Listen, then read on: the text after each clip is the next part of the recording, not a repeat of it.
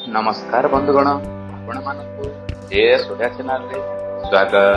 बंधुगण, आज मु आपण मानकु एही वीडियो माध्यम रे एमिति एक उपाय कहବାକୁ जाउछि जे उपायटी आसंता गणेश चतुर्थी दिन करि पारिबे।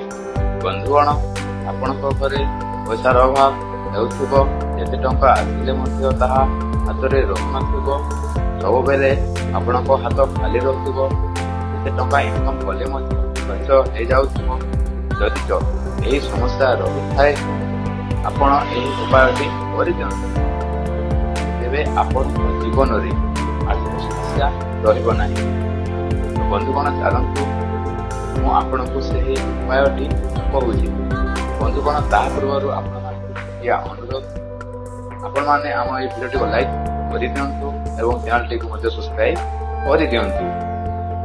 बंधुगण, आपणको 30 तारिख दिन बा गणेश चतुर्थी दिन गोटे गछटी को निमंत्रण करने को पड़ो।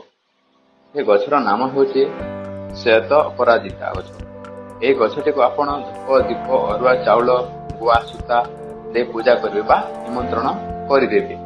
तार आर दिन माने गणेश पूजा दिन ब्रह्म मुहूर्त उठी स्नान करेंगे, शुद्ध वस्त्र धारण करिकी गछर चेरटी को आनी पकाइबे एवं ये चेरटी को आपण हातरे बेकरे अंटारे जंठारे मध्ये बांधी देबे।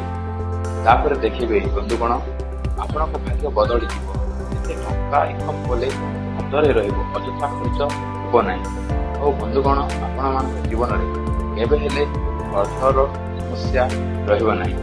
धन्यवाद।